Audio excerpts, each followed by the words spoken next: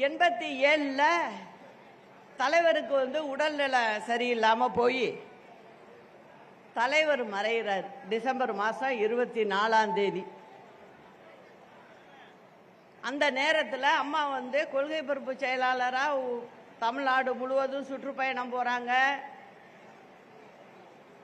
போய் நம்ம கழக தொண்டர்களோட அம்மா பயணிக்கிறாங்க. பார்ட்டி ஆஃபீஸில் உட்காந்துட்டு அம்மா பேருக்கு பக்கத்தில் வெறும் கோப்பாசான்னு போட்டுக்கிட்டு உட்காரல, வேலை செஞ்சாங்க. கட்சி தொண்டர்களுடைய குறைகள் எல்லாம் கேட்டு தலைவர் இருக்கும்போது அவருக்கு இன்னென்ன பிரச்சனை இந்த குடும்பத்தில், இவங்க வீட்டுக்கு வேலை வாய்ப்பு கேட்குறாங்க அப்படிங்கிறலாம் சொல்லி அவங்களுக்கு நல்ல விஷயங்களை எல்லாம் செஞ்சு கொடுத்தாங்க. அதனால அந்த தொண்டர்களுக்கு அம்மா மேல ஒரு தனி பிரியம். இது மந்திரியாருங்களுக்கு தெரியல. ஏன்னா அவங்க நம்ம கட்சி ஆபீஸ் பக்கமே வரமாட்டாங்க யாரும். ஏன்னா அம்மாவை அப்பப்போ போய் பார்க்குறப்ப நான் போய் அம்மாவை அழைக்கலாம் போயிருக்கேன். அதனால எனக்கு நல்லாவே தெரியும். அதுக்கப்புறம் தலைவர் மறைஞ்சோன்னு என்ன ஆகுது, நம்ம மந்திரிங்க எஸ்சி சோமசுந்தரம், இன்னொரு மந்திரி ஆர்.எம். வீரப்பன், அவங்க தான் சீனியர். 2 பேருக்கு என்ன ஆசை, யாராவது ஒருத்தங்க அவங்கவுங்க தனியாக நினைக்கிறாங்க நம்ம முதலமைச்சர் ஆயிடணும் அப்படின்னு சொல்லி அம்மாவை தவிர்க்கிறாங்க. தலைவர் மறைஞ்சி அங்கே வீட்டு காரியம்லாம் செய்கிறாங்க ராஜாஜி ஹாலில். ஆனால் அம்மாவுக்கு இட அனுமதி இல்லை. அங்கே நாங்கள் தான் கூட நிற்கிறோம். இராணுவ வண்டியில் கொண்டு போய் வச்சதும் இராணுவத்தோட கண்ட்ரோலில் வந்துடும். அப்போ நீங்கள் வண்டியில் மலர் வளையம் வையுங்கன்னு சொல்கிறாங்க. அதே மாதிரி தான் நாங்கள் அதுக்கப்புறம் தான் போய் தலைவருக்கு அம்மா வைக்கிறாங்க.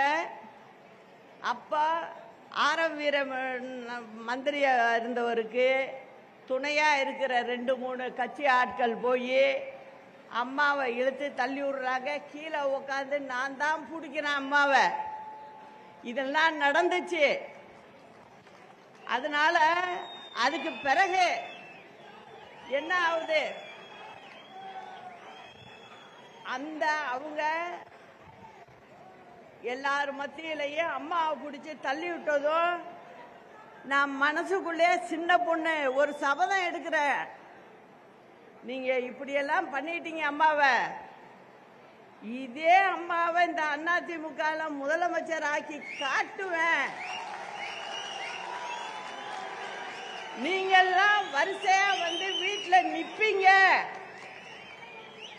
அந்த கால வெகு தூரத்தில் இல்லை அப்படிங்கிறத மனசுக்குள்ள நினைச்சேன். அப்போ நினைச்சிட்டு போலீஸ் கமிஷனர் சொல்றாரு, இதுக்கு மேல இங்க அம்மாவை நிக்க வச்சுக்கிட்டு இருக்காதீங்க, அம்மா உயிருக்கு ஆபத்து, அம்மாவை உடனே வீட்டுக்கு அழைச்சிட்டு போங்கன்றாரு. நாங்கெல்லாம் என் குடும்பத்தை சேர்ந்தவங்க கூட இருந்தாங்க, கட்சி தொண்டர்கள்லாம் இருந்தாங்க. அவங்களெல்லாம் கிட்டையே அனுமதிக்கல, அவங்கெல்லாம் வெகு தூரத்தில் நிற்கிறாங்க. நாங்கள் அம்மாவை அழைச்சிட்டு போயஸ் காடை வீட்டுக்கு கொண்டு போனோம்.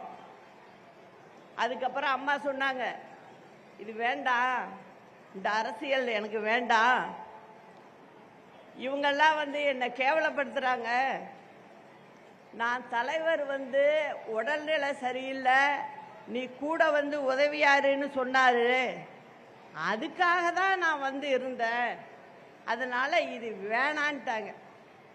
அப்ப நான் சொன்னேன், உங்களை சீண்டிட்டாங்க, அதனால இவங்களை நம்ம சும்மா விடக்கூடாது, ஒரு முறை நாள் நம்ம காட்டணும் அப்படின்னு சொல்லி குடிவாதம் பண்ணி இருக்க வச்சு, அதுக்கப்புறம் அம்மா தேர்தல் காலத்துக்கு வராங்க. அப்ப நம்ம கட்சி இப்ப இருக்கிற மாதிரி தான் 2ஆ பிரிஞ்சு சேவல் புறா தனித்தனியா நின்னோம். சேவல் 27 தொகுதியில வெற்றி பெற்று முதல் பெண் எதிர்கட்சி தலைவரா அம்மா ஆகுறாங்க தமிழ்நாட்டில். அதன் பிறகுதான் திரும்ப தேர்தல் வருது, எதிர்கொள்றோம். வெற்றி பெற்று 91ல் முதல்வர் ஆகுறாங்க. அது மாதிரி அம்மா கிட்டத்தட்ட 15 வருஷம் தமிழ்நாட்டு மக்களுக்காக முதல்வர் ஆகி எண்ணற்ற திட்டங்களை எல்லாம் செஞ்சிருக்காங்க. அதுல கூட இருந்து எல்லா நல்லது கட்டையும் பார்த்தாலும் நான்